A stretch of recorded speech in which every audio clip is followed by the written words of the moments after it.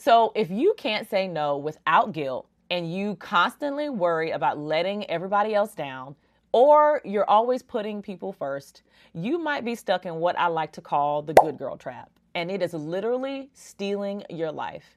Now, this video is going to be broken down into two parts. First, I'm going to walk you through the 6 telltale signs that you're trapped in this pattern at a high level. And then I'm going to tell you why the good girl trap even happens to women in the first place.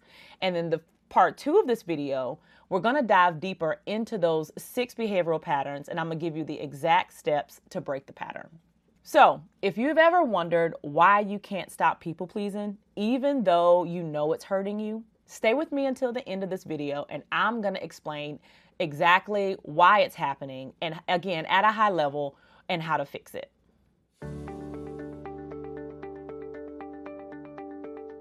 My name is Montina Myers-Galloway. I am a licensed trauma therapist who has spent a decade specializing in helping women heal from over-responsibility and over-functioning.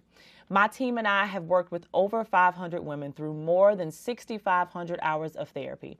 And the patterns that I'm about to share in this video, I see them every single day in my practice, and I'm excited to chat today. So grab your journal, grab your coffee, and let's get to work. So what does it even really mean to be a good girl, right? So this means that you learn to earn love by being helpful, by being responsible, and putting everyone else first, usually because you had to grow up too fast. It's exhausting. It's a pattern of proving your worth through what you do for others, while your own needs are going to go ignored. Now, I'm going to talk with you high level about what those 6 patterns are, and I want you to simply notice them. I just want you to hear the patterns at a high level. Now, the good girl syndrome, it doesn't just happen. It's taught. It's taught by our families, in our churches, in our workplaces, and in culture. And these places reward women for simply being helpful and quiet and selfless. Now, for example, in families, girls can learn early that love comes when you're useful, when you're out of the way, right? You're the helper, the peacemaker. Your needs sometimes take a back seat because you have to keep things running. And in faith spaces, you're taught that godliness means sacrifice without complaining. You're taught that rest is selfish, and even having boundaries is a sin. Your worth gets tied to how much you do and how little you ask for. And for example, in culture, women face impossible standards, but we are expected to be strong, but not intimidating, caring, but not speak out, and especially for Black women. Adding in the strong Black woman myth, you're expected to endure everything, lead without support, and never show that you've been struggling. So the message is everywhere. The message is everywhere that your value is what you do for others. The message is everywhere that rest is something that you earn, and having boundaries makes you appear more difficult. But the truth is that this is not about being good. These are about systems and sometimes even communities that support women staying small and available. It's really exploitation dressed up as virtue. So if you have watched this video to this point and you are thinking to yourself, okay, that sounds like me, let's talk about these behavioral patterns and what we can actually do about them in part 2 of this video. So let's talk about these 6 behavioral patterns. And these 6 patterns include you just have a really hard time saying no and asserting yourself. It's okay to express your needs and also consider the other person's needs. Behavioral pattern number 2 is being overly concerned with the approval of others. Behavioral pattern number 3 is avoiding conflict at all costs. And number 4, the biggest of all, honestly, is chronic guilt when you prioritize yourself in any way. Behavioral pattern number 5 is tolerating poor treatment from others and abuse if you find yourself in the same repetitive, toxic cycle. And lastly, behavioral pattern number 6, the distorted core beliefs at the center of it all. So let's talk about pattern number 1, and that's having a difficult time saying no. Now, this first pattern, and now this is often the most obvious sign of the good girl trap. But I want you to tell me if you see yourself in these questions. So, do you struggle to say no even when you really want to say no? Do you get talked into things that you really don't want to do? Do you hesitate to let somebody know when they've crossed the line or when they've hurt your feelings? So if you are nodding along to any of those questions, you are not alone. This is one of the most common patterns that I see, and here's what's really happening underneath. This often starts in childhood, this pattern of, learning to be agreeable, learning to stay out of the way. But I want you to know that that was probably something that kept you emotionally safe. Your body, your nervous system learned that telling other people no and saying that you disagree or even having a difference of opinion equal to rejection or punishment. So now, even as an adult, your body physically reacts when you try to set a boundary. So let's talk about number 2, and that is seeking approval. Now, this pattern includes always being overly concerned with others and their approval and what they think of you. So here are some more questions to determine if any of this sounds familiar. So you apologize too much, too often? Are you afraid that people will see you as difficult if you don't always cooperate or be compliant? Do you say yes to invitations just to avoid someone else feeling rejected? So if this category lit up for you, that means that your self-worth is probably tied to external validation. So I want you to think about how exhausting it could be to constantly monitor yourself and trying to be who others need you to be. So researchers call this good girl anxiety. And so that means you're constantly scanning for approval and you are terrified of getting it wrong or making a mistake. So pattern number 3, fear of conflict. So a lot of conflict avoidance comes up in therapy. And avoiding conflict and keeping the peace at all cost, it costs you something in the end. So think about this. Does it feel terrible when someone is angry with you?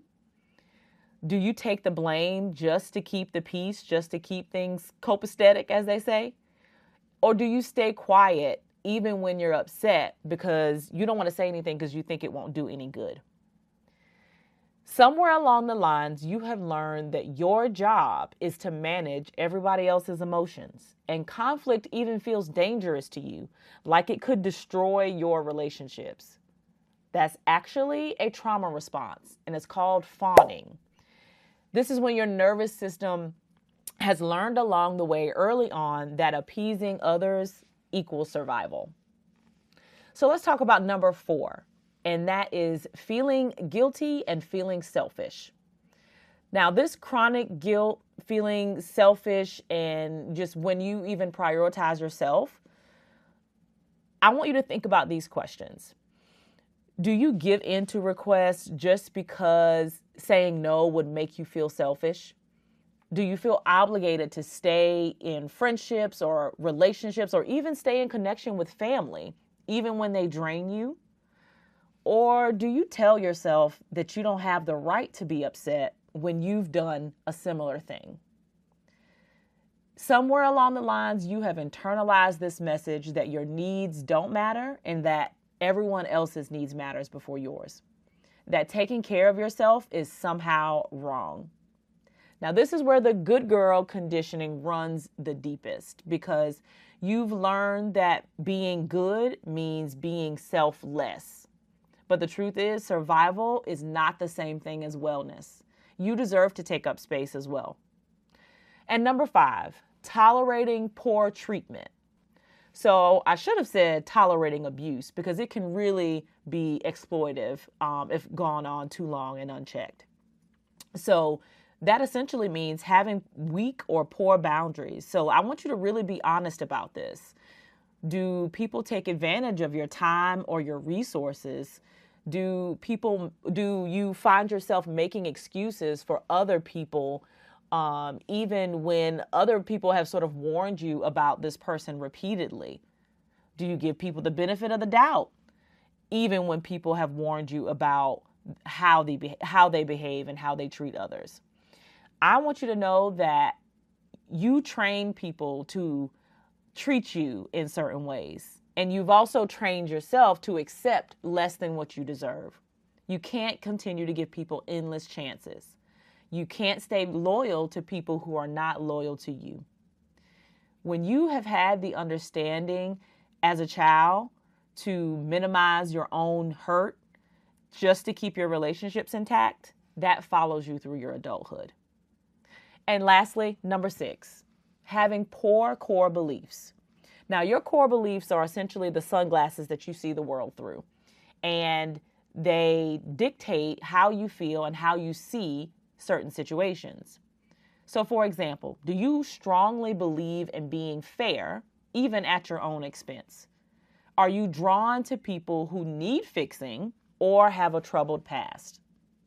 So if you answered yes to any of those questions, you might be operating from a distorted sense of fairness and unrealistic standards that you hold yourself to that you might not be holding other people to.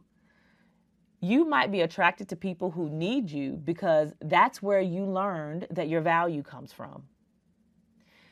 These core beliefs were once adaptive. They kept you safe, they helped you survive, but now it's keeping you trapped. So if you're watching this and you're thinking, all right, I see the patterns, I see how the good girl trap was created, but what do I actually do about it? Now, everyone is not at the same starting point. Maybe you've already done some work. Maybe you started to recognize the patterns and you started saying no, and you stopped pretending that things were fine when you're exhausted. But now it's like, well, what's next?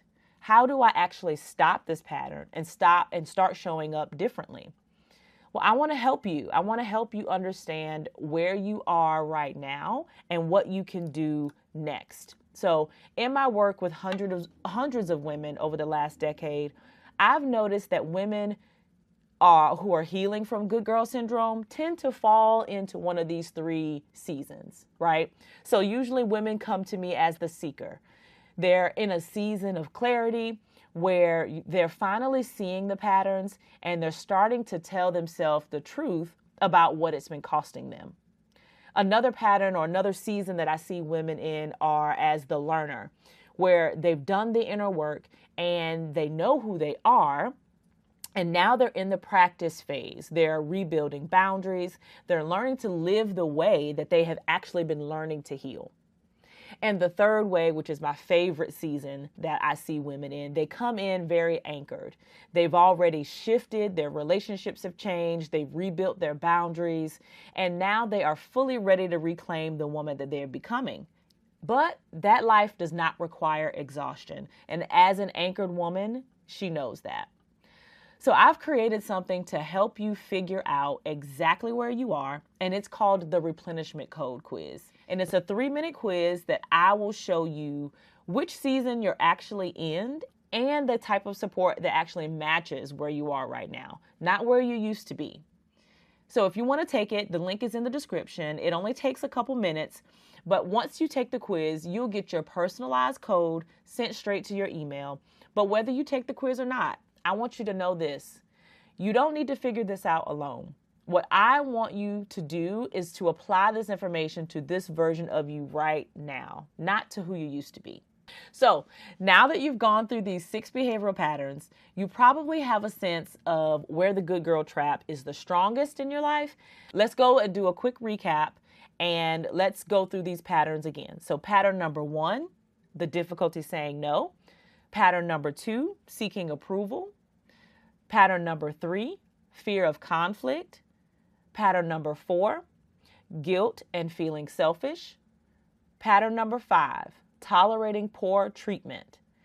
And pattern number 6, poor core beliefs. I want you to know that this is not a personality flaw. This is not a weakness. These are learned behaviors and skills that you unknowingly practice over and over again until it became automatic. They developed because they helped you survive. But here is what is important. If you learn these patterns over time, that means you can unlearn them too. And the good news is your patterns can change. Your nervous system can learn that it is safe to say no. You can rebuild your sense of self-worth that isn't tied to what you do for others, what you produce. You can break free from the good girl trap. All right, so now you've seen the patterns, but here's the thing. Seeing them is not the same as breaking them. So if you stop here, you'll just have awareness without the tools to actually change anything. I'm going to be creating more videos on self-worth, identity, the mind-body connection, and how to actually break free from some of these negative patterns. So make sure you're subscribed. Make sure you check out the other videos. This is the work that matters. I'll see you in the next video.